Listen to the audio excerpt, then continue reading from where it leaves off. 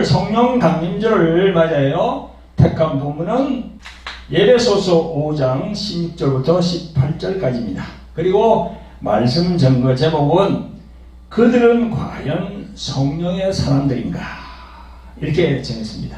이 시간도 보혜사로 오신 성령께서 이 종에게 기름 부어 주셔서 세상적인 말이 아닌 여기의 말씀만 선포할 수 있도록 성령님 죄를 도와주시기를 간절히 원합니다.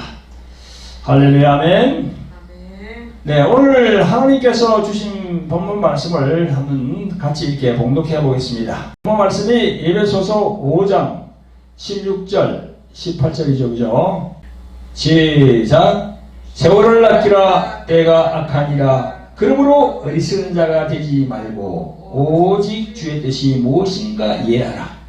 술 취하지 말라. 이는 방탕한 것이니 오직 성령의 충만을 받아라. 아멘. 성도 여러분, 구독자 여러분 반갑습니다. 이번 주일은 성령 강림을 기념하는 성령 강림절입니다. 그래서 신약 성경에 보면 보혜사 성령님에 대한 그런 내용들이 많이 나오는데요. 네, 요한복음 14장, 요한복음 15장, 또 요한복음 16장에 보면은 많은 기사가 나옵니다.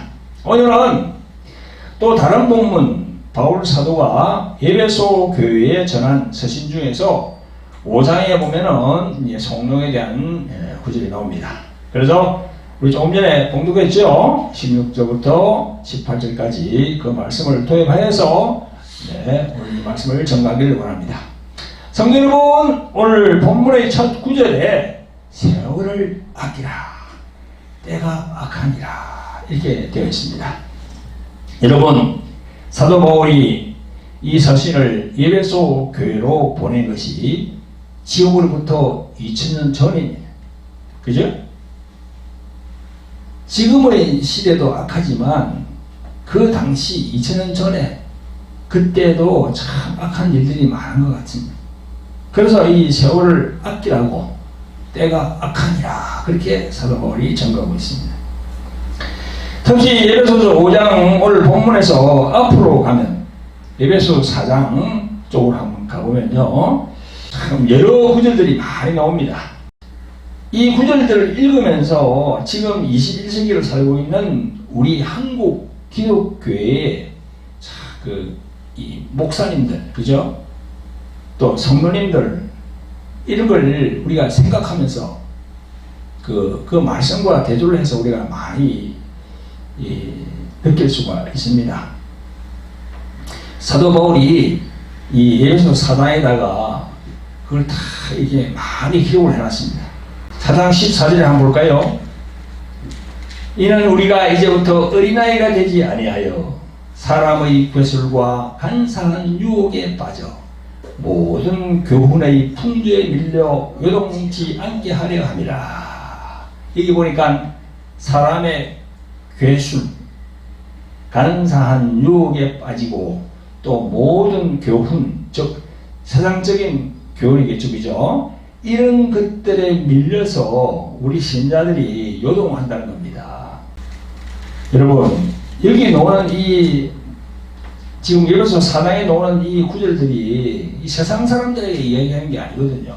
우리 믿는 사람들에게 얘기를 하고 있는 거예요, 지금.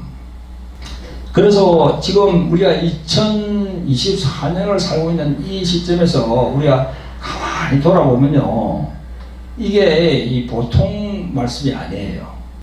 17절부터 한번 또 20절까지 읽어보겠습니다. 그러므로 내가 이것을 말하며 주 안에서 증거하노니 이제부터는 이방인이 그 마음의 허망한 것으로 행함같이 너희는 행하지 말라.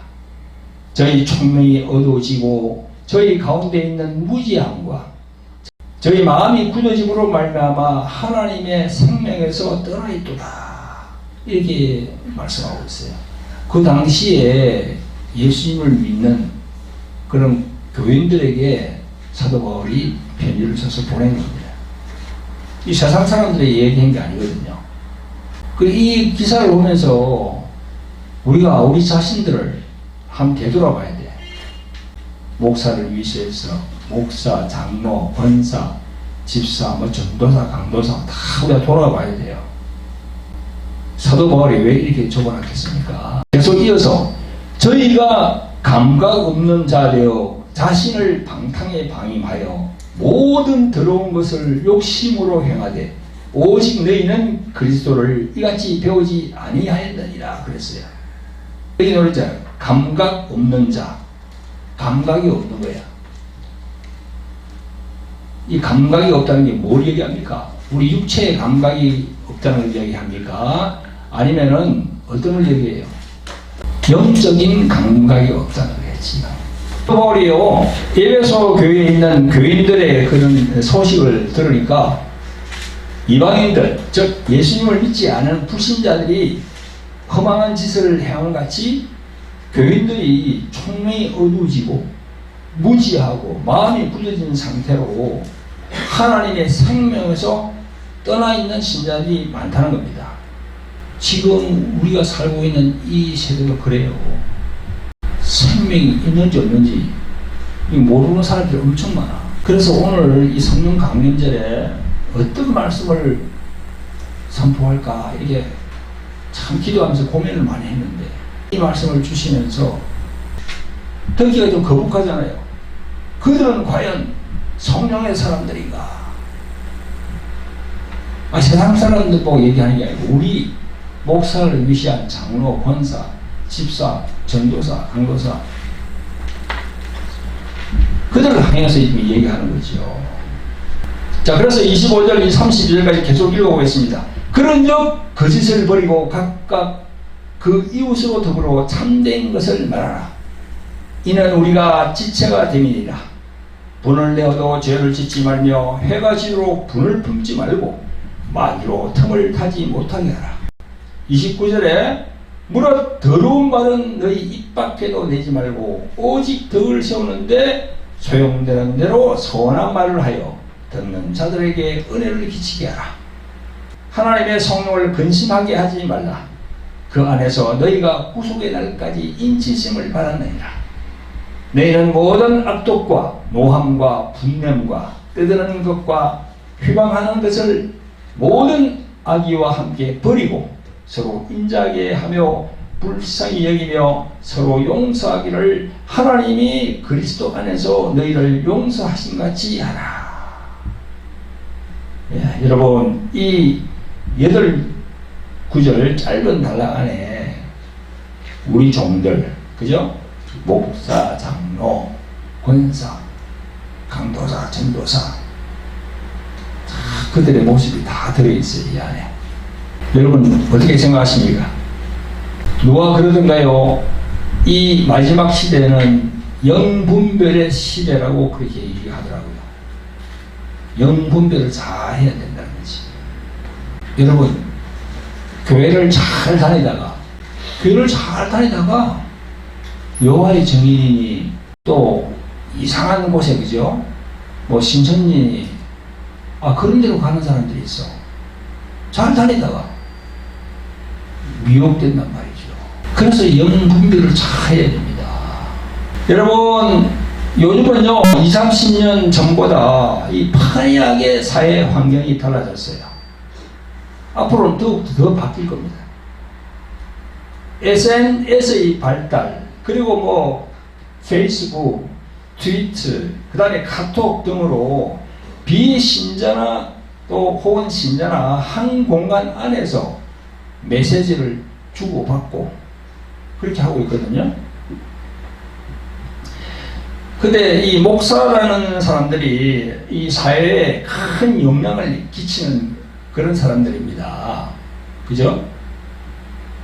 선한 말, 선한 영향력을 끼쳐야 돼. 그런데요, 그렇게 하기는커녕 이 세상 사람들에게 지탄을 받고 있단 말이죠. 그걸 제가 한 말씀 한번 드려볼게요. 제가 목사면서 이 목사의 세계를 얘기하는 거, 칩을 들어대는 건 그건 좀 그래, 그죠? 좀 말씀드리기가 좀 그래. 그래도 얘기를 해야 돼요. 최아무개라는 여자 목사가 있는데요. 나이는 한 60세 전후로 보이더라고요. 근데 그 여자 목사가 카톡방마다 이 욕을 올리는데요. 이게 세상 사람들 욕은 저리 가라야. 버젓이 자기가 이름도 밝히고 목사라고도 밝혀. 근데 가만히 보니까요, 그 내용을 보니까 이 사람이 어떤 남자 목사와 사귀고 살다가 심한 다툼과 갈등이 있어서 헤어졌나가 봐요. 구타도 많이 당했나가 봐. 그럼 물론 뭐 두 사람 다 이렇게 하고 다 들어가야 되겠죠. 이쪽 저쪽을 다 들어가야 되겠죠. 그죠? 한쪽만 들어서는 안 되겠죠. 어쨌든 그런 앙심 때문에 이 카톡방을 다니면서 말이죠.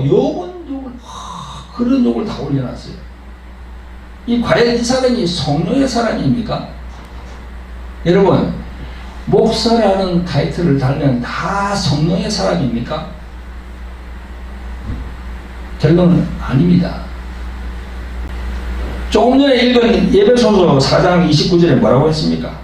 무릇 더러운 말은 너희 입 밖에도 내지 말고 오직 덕을 세우는데 소용되는 대로 선한 말을 하여 듣는 자들에게 은혜를 끼치게 하라.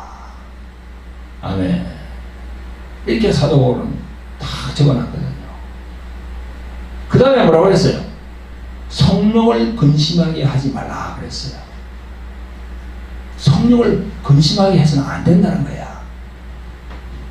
이 여자 목사의 신중에서 나오는 모든 말, 또 글, 그런 걸 보면요, 성령을 근심하게 하는 그 수준을 넘은 것 같고 성령이 없는 것으로 저는 생각이 됩니다.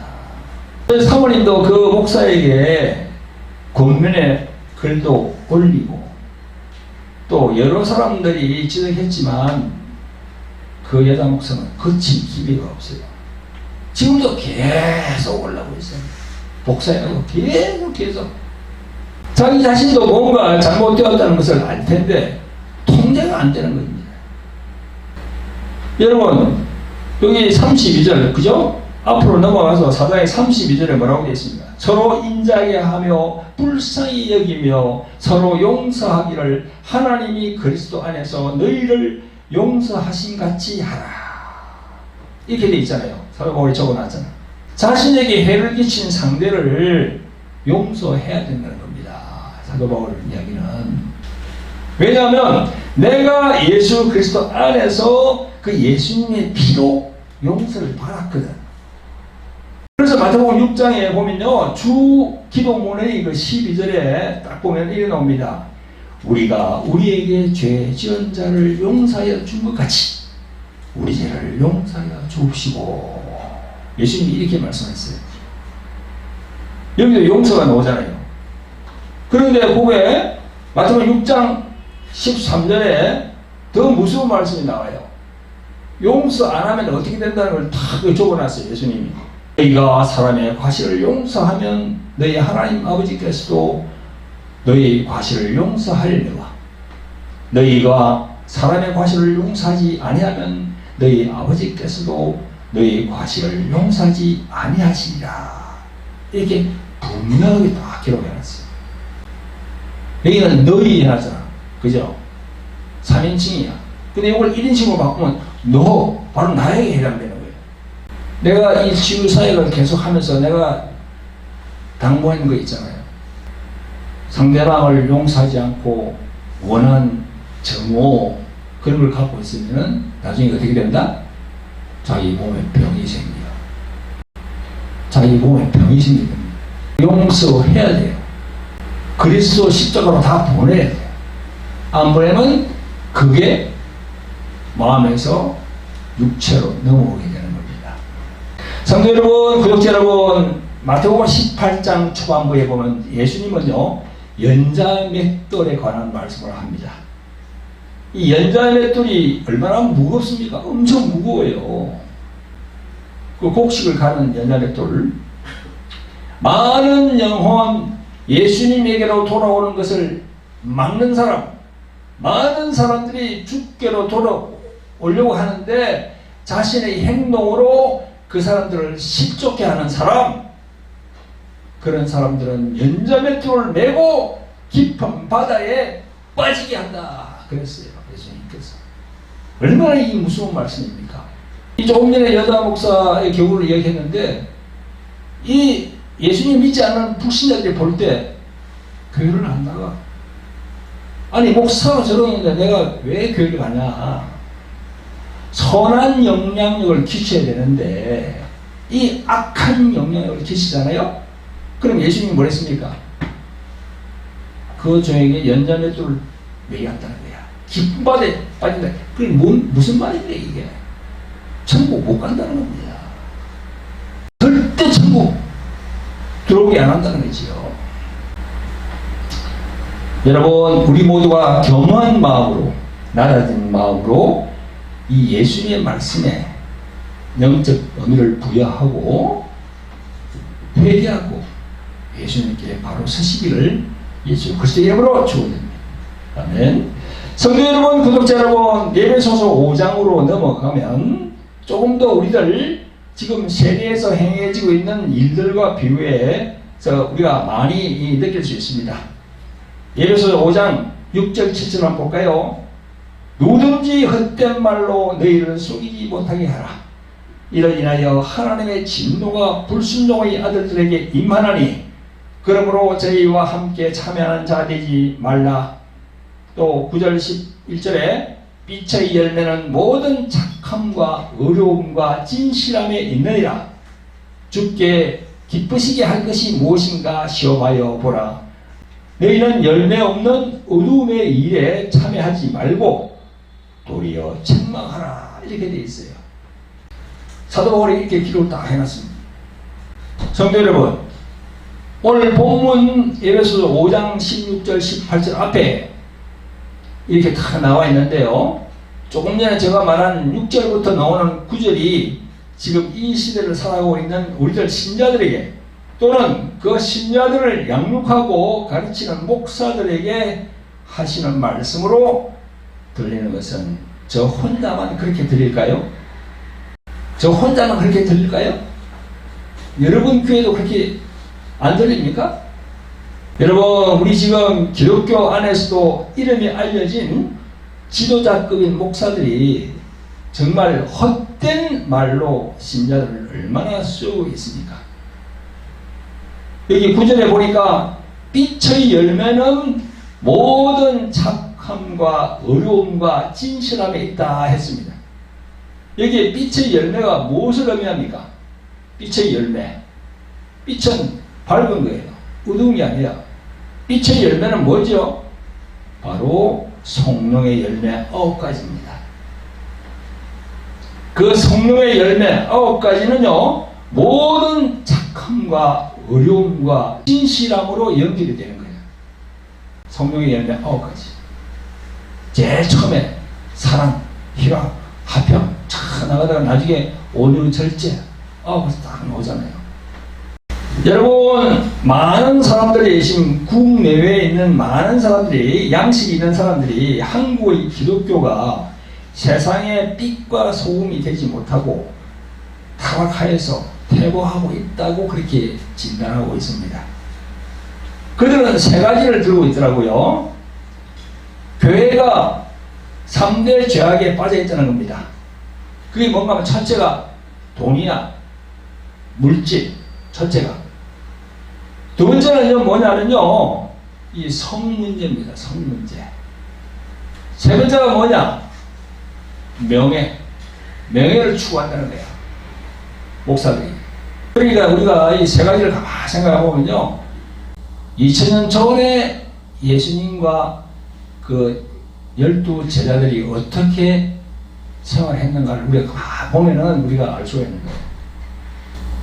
예수님이 어떻게 이 세상에 오셔가지고 어떤 일을 하셨는지, 그분의 성품이 어떻는지, 또 예수님에게 훈련을 받은 제자들, 12 제자, 그죠? 그분들의 그게 어떻는지, 그걸 우리가 알 수 있는 거야. 성경을 보면요.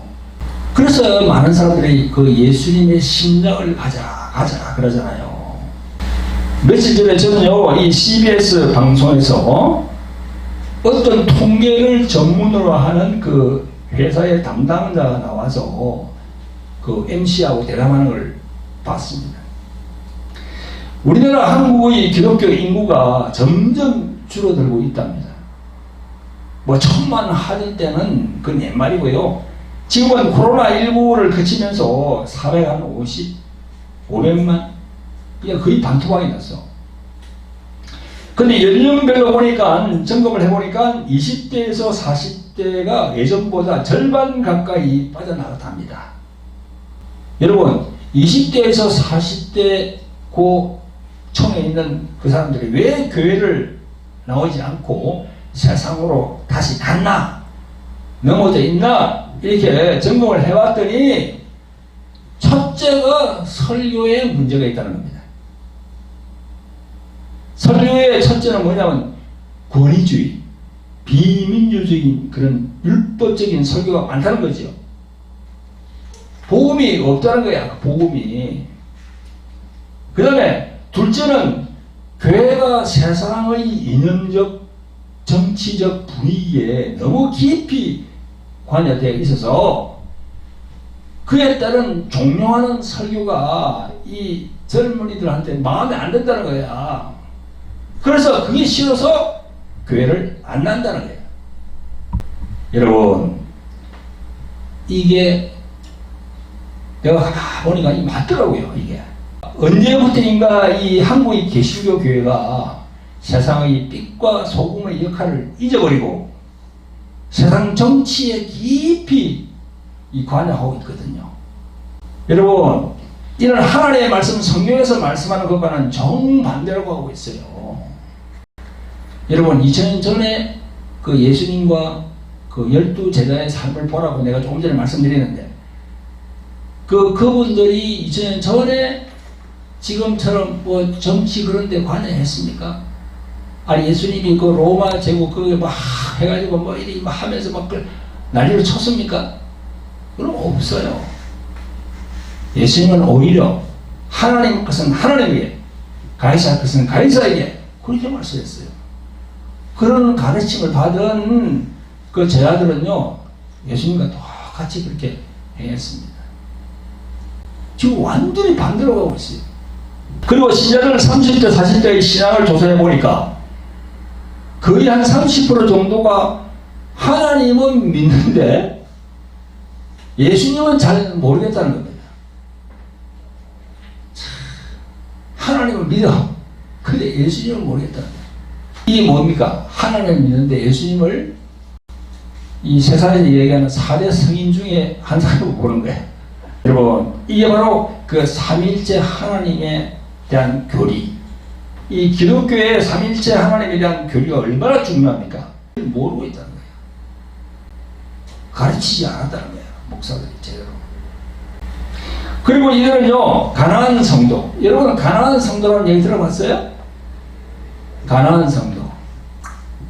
가나안. 그걸 거꾸로 하면 어디입니까? 안나가에. 안나가 성도. 그걸 이제 가나안 성도로 하는 거야. 가나안 하면 아주 우리가 뭐 가야 할 그 본향 가나안. 그게 아니에요. 거꾸로 가는, 거꾸로 얘기하는 거야. 안 나가는 성도로 하다가 가나안 성도로 하는 거야. 집에서 인터넷으로 그냥 예배 드리고. 그거 안 됩니다. 인터넷 예배 그거 안 돼요. 그런 사람들이 30대, 40대 꽤 많다는 거죠. 성도 여러분, 구독자 여러분, 앞에서도 제가 잠깐 언급했습니다만은 30대, 40대가 왜 교회를 나가지 아니하고 세상으로 갔습니까? 이 교회가 세상의 이념적인 부분, 정치 및 사상 이념에 너무 깊이 관여되어 있는 것이 그게 바로 문제죠. 이것은요, 하나님이 바라시는 것도 아니고 원하시는 것도 아닌 거예요. 지금 이 시대를 가만히 보면요, 기독교 지도자라고 할 수 있는 그 목사들이 그 신자들을 자기의 목적과 위상을 위해서 아주 교묘하게 끌어들여서 세력화하고 있거든요. 조금 전에 에베소서 5장 6절에 말씀드린 대로 사도 바울이 이 적고 있는 말씀을 우리가 한번 봅시다. 누구든지 헛된 말로 너희를 속이지 못하게 하라. 이를 인하여 하나님의 진노가 불순종의 아들들에게 임하나니 그러므로 저희와 함께 참여하는 자 되지 말라 하셨잖아요. 자신들의 정치적인 입지를 공고히 하기 위해 선동하는 거짓 선지자들, 그런 정치 목사들에게 쏘면 안 되거든요. 그런 사람들이 성령의 사람들이 맞습니까? 영분별을 해봐야 될 거 아닙니까? 영분별을. 답답하더라고. 답답해. 목사들하고 말이죠, 장로, 권사 엄청 많습니다. 그런 사람들이 지금 아주 기독교에 만연해 있어요. 지금 여러분, 저와 사모는요, 우리 개신교 목사, 장로, 권사, 집사들 이런 분들과 자주 만나서 상담도 해주고 치유사역을 하고 있잖아요. 그죠? 특히 많은 목사들, 주의 종이라는 그 여자 목사, 남자 목사 가리기도 없이 세상 정치에 물들어 있어요. 그것이 하나님의 의가 되고 하나님의 뜻이라고 믿고 있어요. 이 목사들이 말이죠, 무엇에 홀린 듯이 그 정치적, 사상적 이념에 몰두하고 있거든요. 그래서 심리학자 칼 융이 말한 것처럼 집단적 무의식화가 되어 있는 거예요. 집단적 무의식화. 집단적으로 이게 중독이 되는 거예요. 쫙 오면서. 그것도 그런 것이 요즘 유튜브 혹은 카톡이라 해서 자신이 갖고 있는 핸드폰 안에 매일 자고 일어나면 그 정치 유튜브들의 소리를 듣고 또 가짜뉴스, 그 페이크 뉴스라고 하잖아요. 그런 거짓 정보들이 계속 올라오거든요. 바로 손 안에 있어요. 옛날에는 TV를 켜야만이 그게 볼 수 있습니다. 각종 뉴스를. 요즘은 안 해요. 손바닥 안에 들어있어요. 손바닥 안에. 일어나면 바로 손바닥 안에 있다니까요. 길을 가다가도 카페인이 또 그다음에 전철 버스 이거 보고 있잖아요. 지금 세대가 그런 세대입니다. 지금 전철 한번 타봐요. 거의가 90% 다 보고 있습니다. 또 손바닥 보고 있는 거야. 그래서 이게 나온 전문 용어가 뭡니까? 확정 편향이라는 거야. 확정 편향은 뭡니까? 다시 말해서 분별하지 않고 다른 쪽의 이야기는 듣지도 아니하고 한쪽만 계속 본다는 겁니다. 오늘 본문에서 사도 바울이 우리에게 전한 내용이 뭡니까? 세월을 아끼라, 때가 악하니라 했습니다. 그리고 어리석은 자가 되지 말고 오직 주의 뜻이 무엇인가 이해하라. 주의 뜻이 무엇인가 이해하라. 예수님이 우리에게 바라는 게 뭡니까 지금? 그걸 우리가 알아야 돼. 그리고 앞에 10절에서 주께 기쁘시게 할 것이 무엇인가 시험하여 보라 했습니다. 예수님이 과연 기쁘시게 여길 일이 뭔가? 너희들이 판단을 한번 해봐라. 영분별을 해서 판단을 한번 해봐라. 그렇게 사도 바울이 전하고 있어요. 2000년 전에 사도 바울이 이 말씀한 이게 지금 이 적용이 되는 거예요. 지금 우리에게. 성도 여러분, 구독자 여러분, 이 동영상을 보시는 분들 중에 목사, 장로, 권사들도 있고 강도사, 전도사도 있을 거예요. 여러분, 정치 이념적으로 찌들어 있는 분들은요, 이 저가 전하는 이 말에 마음이 편치 않고 언짢을 수 있겠지요. 그러나 끝까지 들어보시기 바랍니다. 우리들 신앙에 대한 중요한 부분이기 때문에 끝까지 경청해 주시기를 예수님의 이름으로 축원드립니다. 성도 여러분, 구독자 여러분, 성경에서 말씀하는 하나님의 뜻은 무엇이라고 생각하십니까? 저도 우리 대한민국이 자유민주주의 국가가 되어야 하고 공산주의나 사회주의가 되어서는 안 된다고 생각합니다. 그럼에도 불구하고 제가 이렇게 질문하는 것은요, 하나님의 뜻을 우리는 제대로 알고 있어야 됩니다. 성도 여러분, 얼마 전에 저희 사모님이 지방에 계신 어떤 여자 목사 한 분이 전화가 와서 대화를 나눈 적이 있습니다. 그 여자 목사는 자신이 지금 영적인 문제로 시달리고 있는데 치유를 받으려고 가려면 부천 어디로 가야 하는지 묻더랍니다. 그러면서 대뜸 하는 말이 그 부천에 있는 박 목사님이 전 아무개 목사가 주도하는 강화문 집회에 가지 말라고 그렇게 했다는데 그 박 목사님이 맞습니까? 그렇게 묻더랍니다. 그렇다고 하니까 나라가 있어야 교회가 있지. 나라가 공산주의가 되는데 그 전 아무개 목사가 애국자고 선지자고 이렇게 장황하게 설명하더랍니다. 그래서 사모님은 전 아무개 목사는 목사로 저희는 보지 않는다. 그렇게 말하면서 우리 사모님이 그 목사님에게 뭐라 했냐면, 정치적인 거나 이념적인 그런 집회에 가면 자신의 영이 깨끗해지지 못하고 자신의 영이 더러워진다고 말해 주었답니다. 그러니까 그 목사도 그건 맞는 말이래. 여러분, 자신의 영이 더러워지는 것을 알고 있으면서 그런 정치 집회에 가서 참여하는 것은 또 뭡니까? 네? 왜 그렇게 성령이 없는 목사들과 함께 하려고 하는지 자기가 영 분별을 해봐야 될 거 아닙니까? 자신도 그런 막 세상 집회에 가면은 자기 영이 들어오진다는 걸 알고 있어. 그러면서 자신을 알고 있어. 입으로는 그냥 또 그런 얘기를 하는 거야. 그러니까 이게 집단적 무의식화가 되어버린 거지요. 여러분, 마태복음 6장 33절에 예수님께서 너희는 먼저 그의 나라와 그의 의를 구하라. 그리하면 이 모든 것을 너희에게 더하시리라 라고 하셨는데요. 이 말씀에서 그의 나라와 그의 의는 바로 하나님의 나라와 하나님의 의가 됩니다. 그러면 그 하나님의 나라와 하나님의 의는 누구와 연결이 됩니까? 바로 예수 그리스도가 하나님의 나라이고 하나님의 의가 되십니다. 지금 세상에 있는 많은 사람들, 예수님을 믿지 않는 사람들은 세상 것을 구하고 걱정하고 염려하는 자들입니다. 그래서 그들은 세상 정치 이념으로 자신의 의를 세우고 걱정하고 염려하고 있습니다. 세상 사람들이 그렇게 하고 있어. 그런데 주의 종이라고 하는 목사들이 왜 그게 편성합니까? 왜 예수님의 말씀에 순종하지 않고 불순종하면서 그런 데다 편성합니까? 여러분, 하나님의 의와 정반대되는 것이 무엇입니까? 바로 자기 의예요.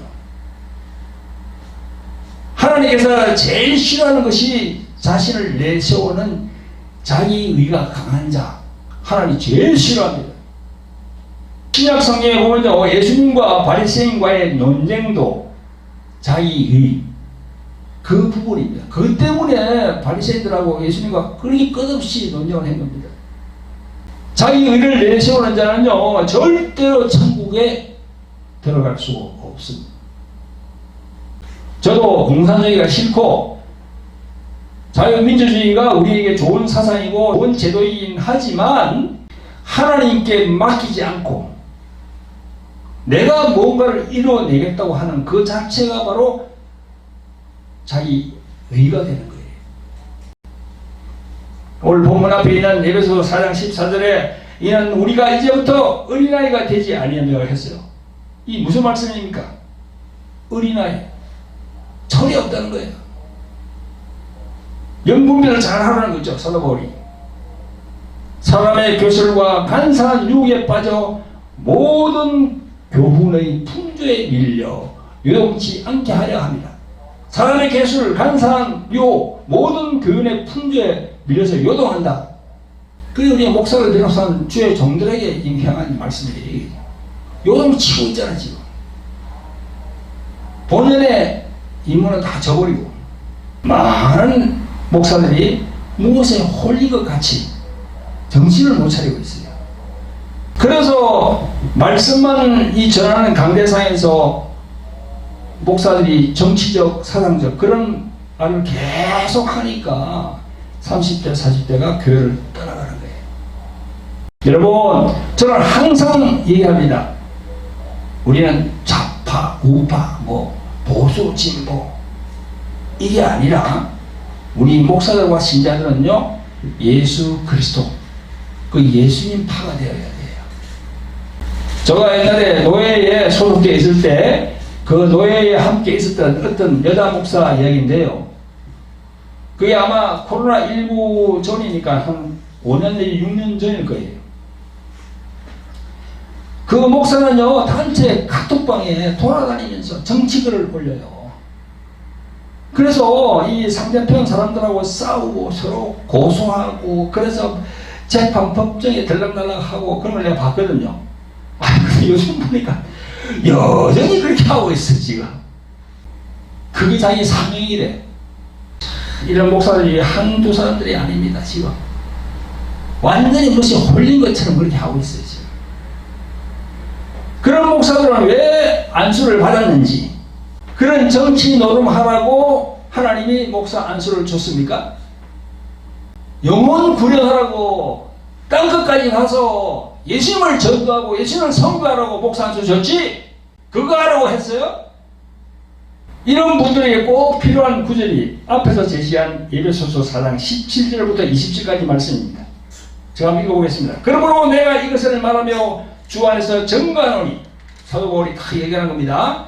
이제부터는 이방인이 그 마음에 험한 것으로 행함같이 너희도 행하지 말라, 이렇게 했잖아요. 그 마음에 험한 것, 그런 걸 행하면 안 된다는 겁니다 사도 바울이. 그러면서 저의 총명함이 어두워지고, 이 총명함이 어두워진다는 게 무슨 말이에요? 조금 전에 제가 우리 사모님이 그 지방에서 전화온 그 여자 목사에게 정치성, 이념적인 것, 이 사상 이런 거 목사가 종속되면 자신의 영이 흐려진다고 우리 사모님이 말해 주었다는 것 생각납니까? 그게 뭐예요? 총명함이 어두워진다는 거야. 그게 바로 영이 흐려진다는 거거든요. 다음으로 또 사도 바울이 더 중요한 말씀을 합니다. 저희 가운데 있는 무지함과 저의 마음이 굳어짐으로 말미암아 하나님의 생명에서 떠나 있도다 했어요. 여기 무지함, 영적으로 어떻게 돌아가는지를 모른다는 거예요. 마귀가 자신을 어떻게 이용하고 있다는 사실을 모르는 거예요 지금. 그러니까 마음이 굳어지고, 그래서 하나님의 생명에서 떠나 있는 겁니다. 하나님의 생명은 헬라어로 뭐라고 했습니까? 제가 종종 말씀드리죠. 조회입니다. 조회. 이 조회가 없으면 어떻게 됩니까? 천국 가는 길이 막혀버려요. 못 갑니다. 또 이어서 사도 바울은 19절에서 감각 없는 자 되어 했어요. 이 감각이 없는 게 육체의 감각이 없는 걸 얘기합니까? 뭘 얘기합니까? 영적인 감각이에요. 영적인 감각이 없다는 겁니다. 이런 사람들이 과연 그들 속에 성령께서 거하고 있을까요? 오늘 성령 강림주일인데 좋은 말만 해야 되는데 성령께서 내 입술을 좋은 말만 하게 안 하더라고요. 뭔가 지적을 해서 알게 하라는 거죠. 오늘 성령 강림절을 맞이해서 그런 목사들에게 내가 묻고 싶어요. 무엇이 옳고 그른지, 무엇이 진리이고 무엇이 거짓인지, 무엇이 하나님께 영광이 되는지 아니면 하나님께 죄가 되는지 도무지 영적 감각이 없다는 겁니다. 그래서 마지막 20절에 사도 바울은 이렇게 책망합니다. 오직 너희는 그리스도를 이같이 배우지 아니하였느니라 했어요. 여기서 그리스도가 나옵니다. 그리스도, 바로 예수님, 그죠? 내가 지난번에 말씀드렸죠? 그리스도와 예수는 다르다고. 그것도 알아야 돼. 교회에 나오면서 예수는 뭐고 그리스도는 뭐야? 이건 모르면 안 됩니다. 성도 여러분, 구독자 여러분, 지금이 어떤 시대에 와 있는 거예요? 신약 시대입니다. 성령께서 역사하시는 은혜 시대예요. 여러분, 지금도 여호와 하나님께 예배를 드리는 분이 있습니까? 그러면 여전히 하나님의 율법이 관장하는 구약 시대를 벗어나지 못하고 있는 겁니다. 지금은 신약 시대이고 우리 주 예수님은 어떤 위치에 있습니까? 예수님은 만왕의 왕이야. 만군의 주이야. 그죠? 그런 자리에 딱 올라가 계신다고요. 그게 어디에 있냐? 제가 말씀을 드릴게요. 베드로는요, 사도행전 2장 36절에서 이렇게 전가하고 있습니다. 그런즉 이스라엘 온 집이 정령할지니 너희가 십자가에 못 박은 이 예수를 하나님이 주와 그리스도가 되게 하셨느니라. 이렇게 분명히 예수님을 주와 그리스도가 되겠다고. 그래 이것만 보다가 예수하고 그리스도는 다르구나. 그걸 딱 알 수 있는 거죠. 이건 뭐예요? 뭘 예언하는 거예요? 지금 우리 지구가 어떻게 되어 있습니까? 5대양 6대주로 되어 있잖아. 5대양 6대주. 바다를 얘기하는 거고 6대주는 땅을 얘기하는 거고 거기에 만왕의 왕이 된다는 겁니다. 거기에 만주의 주가 된다는 겁니다. 할렐루야. 그래서 예수 그리스도의 말씀을 따라야 돼요. 예수 그리스도의 말씀에 순종해야 돼요. 우리 주의 종들. 그래서 그 결정판이 뭡니까? 예수께서 우리들에게 주신 것. 결정판이 뭐죠? 뭘 줬죠 우리에게? 새 계명을 줬잖아. 새로운 계명. 이 새 계명이 아니고 새로운 계명. 뉴. 새로운 거. 여러분 예수님은 어떤 분이십니까? 하나님의 본체이신 그분이 육신을 입고 이 세상에 오신 분입니다.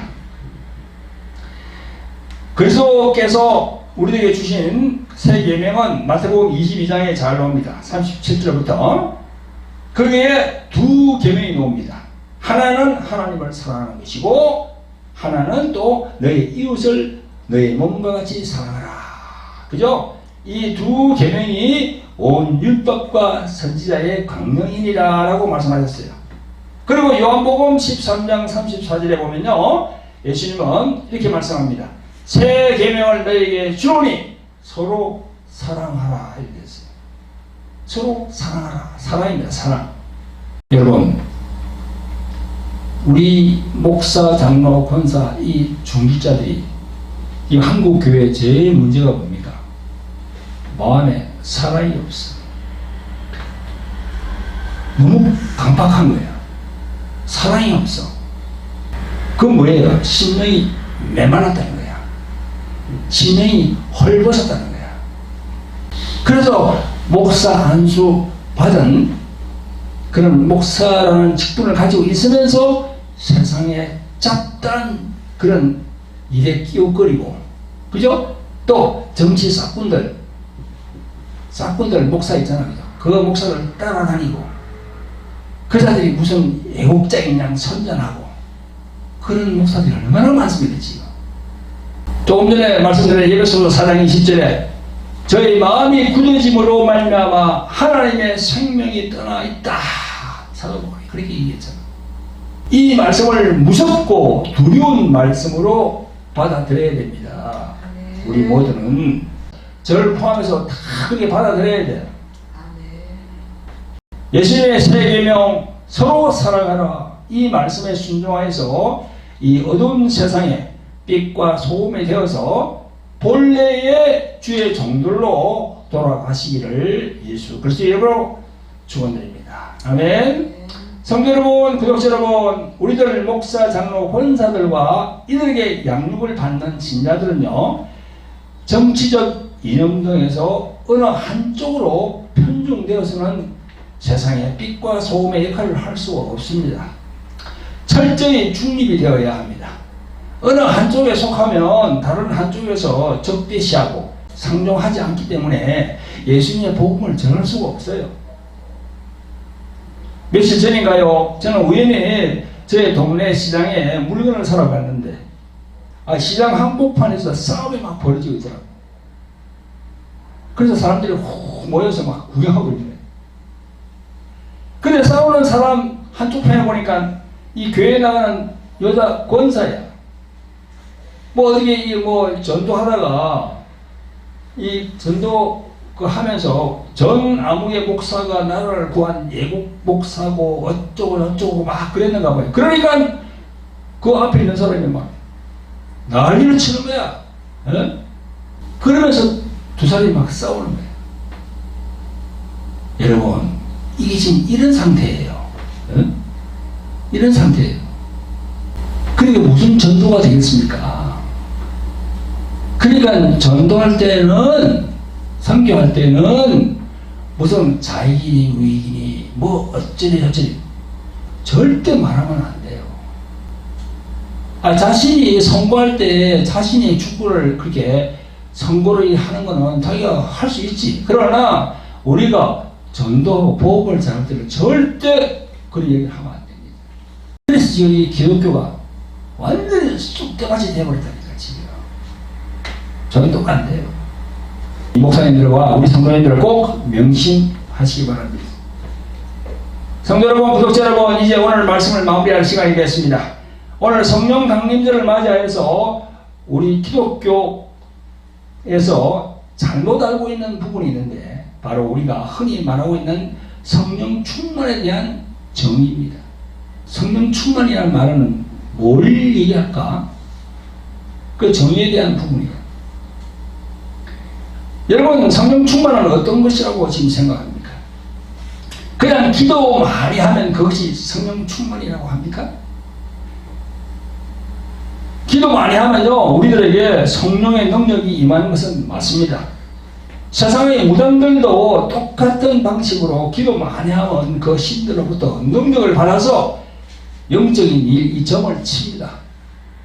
그런데 성령 충만은요, 기도를 많이 해서 그 많은 은사와 능력을 받는다 해서 그것이 성령 충만의 끝이라고 할 수 있을까요? 아닙니다. 오늘날 교회들이 성령을 받기를 기도하라고 가르칩니다. 그래서 예수님의 제자들이 마가 다락방에 모여서 기도에 열심으로 할 때 성령이 강하게 임하셨다 하면서 성령을 받으려면 그같이 기도에 힘써야 한다고 가르치고 있습니다. 물론 기도도 해야지요. 그러나 그 제자들은요, 숨은 훈련의 과정이 있었어요. 그 제자들. 베드로도 3번이나 예수님을 부인하면서 예수님을 알아가는 그런 과정이 있었거든요. 여러분, 오순절 강림 사건만 보고 성령 충만하게 해달라고 기도해야 한다는 것은요, 결국 하나님을 인격적으로 제대로 만나지 못하는 결과를 초래합니다. 우리만 그럴듯하죠. 그러니까 성령 받아서 능력 받았다는 사람이 이 인격이 잘못된 사람들이 얼마나 많습니까 지금. 그래서 당연히 엉뚱한 곳에 신경을 쓰게 되고 총명함이 어두워지고 영이 흐려지고, 영이 흐려지니까 영적인 판단을 제대로 할 수 없게 되는 거 당연하지 않습니까? 그게 감각이 무디지는 겁니다. 그러므로 무조건 기도만 하면 성령 충만 된다는 것은요, 큰 착각이 아닐 수 없습니다. 그것은 하나님에 대하여 제대로 알지 못하고 또 자신에 대해서도 알지 못하는 무지한 종이고 오만한 종이고 교만한 종이 될 수밖에 없습니다. 이런 목사들이 문제를 많이 일으켜서 예수님의 이름에 먹칠을 하는 경우가 참 많습니다. 여러분, 마태복음 16장에 보면 예수님은 하나님의 일과 사람의 일을 구분할 줄 모르는 베드로에게 24절에 보면 이렇게 말씀합니다. 아무든지 나를 따라오려거든 자기를 부인하고 자기 십자가를 지고 나를 쫓을 것이니라. 그렇게 말씀하셨어요. 여기 자기 부인, 자기 십자가 딱 나오잖아. 자기가 누구인지 자기 실체를 보지 못하면, 또 자기 자아가 깨어지지 않으면, 또 예수님과 함께 십자가의 죽음을 각오하지 않으면, 즉 다시 말해서 그런 훈련을 통과하지 않으면 성령의 사람이 될 수 없다는 것을 우리는 기억해야 됩니다. 아멘? 그걸 기억해야 돼요. 우리 모두가 하나님의 영이신 성령께서 우리 마음에 계시면서 성령을 근심케 하지 아니하고 그 성령이 우리 안에서 편히 일을 할 수 있도록 우리가 그렇게 마음가짐을 가져야 됩니다. 할렐루야. 예, 기도하겠습니다. 자비롭고 긍휼히 풍성하신 아버지 하나님, 귀하고 복된 주일을 주셔서 귀한 예배드리게 하심을 감사합니다. 오늘은 성령님의 이 땅에 오신 성령 강림절 예배를 하나님께 드리면서 우리들 주의 종들에 대한 영적인 부분들을 생각해보고 과연 우리가 성령의 사람들인가를 진단해 보는 시간을 가져보았습니다. 에베소 교회에 보낸 바울 서신을 통해서 우리들 주의 종들의 믿음의 여러 부분들을 살펴보았습니다. 성령 충만은 어떤 것인가에 대해서도 살펴보았습니다. 보혜사 성령이시여 부족하고 연약한 우리들을 항상 말씀에 순종할 수 있도록 늘 인도하여 주시기를 예수 그리스도의 이름으로 간절히 구하면서 기도합니다. 아멘. 할렐루야. 아멘. 여러분, 오늘 말씀을 마치면서 저희 교회 광고가 있습니다. 몇 가지 광고를 해야 될 텐데요. 첫째는 책 광고입니다. 제가 저술한 이 책이 있습니다. 돌항아리 영의 전쟁, 십자가의 생명을 가졌는가. 아래에 문의 전화가 있는데요. 그걸로 전화를 하시면은 이 책을 보내드릴 수 있습니다. 돌항아리 영의 전쟁. 이거는 마음으로나 또 육신으로 고통을 많이 받고 계시는 분들이 이걸 보시면, 이 책을 보시면 훨씬 도움이 많이 될 줄을 믿습니다. 그리고 이 십자가의 생명, 이 바로 헬라말로 조회지, 그죠? 이 십자가의 생명 가져야만이 우리가 천국을 들어갈 수 있습니다. 그리고 둘째는요, 돌항아리 홀리 힐링 집회 광고입니다. 매주 화요일 저녁 8시부터 유튜브 생중계됩니다. 돌항아리 홀리 힐링 집회는 성령으로 인도받는 집회입니다. 교회에 나오시는 신자들 중에서 육체적인 각종 질병과 정신적인 그런 질병들, 그죠? 우울증, 불면증 등으로 힘들어하는 분들이 있습니다. 그런 분들은 이 집회에 참여하시면은 치유받을 수 있을 것입니다. 또한 치유사역에 대한 영성을 배우고자 하는 주의 종들은 참여하시길 바랍니다. 셋째는 글로리 경배와 찬양 기도 집회입니다. 매주 목요일 오후 3시부터 유튜브 생중계됩니다. 하나님께 경배와 찬양 올림을 사모하는 분들은 참여하시기 바랍니다. 교회로 오실 분들은 2시 반까지 오시면 되겠고요. 또 찬양과 기도가 끝난 다음에 치유 사역을 원하는 분들은 또 사역도 해드립니다. 마지막 안내는 선교 후원 안내입니다. 저희들이 동남아 선교를 하고 있는데요. 전에 베트남, 또 필리핀, 또 저기 대만도 갔다 왔고요. 이번에는 캄보디아로 가기를 원합니다. 캄보디아에 계신 선교사님과 지금 계속 얘기를 하고 있는데요. 여러분, 이 선교는 하나님께서 엄청 기쁘게 생각하시는 그런 사역입니다. 그래서 여러분, 이 선교 사역에 후원하실 분들은 여기 구자가 나가지고 있죠. 그 구자로 후원해 주시면 되겠습니다. 그리고 구독 안내입니다. 돌항아리 TV, 주 에베네셀 교회 TV 구독과 좋아요, 알람 설정 부탁드립니다. 감사합니다.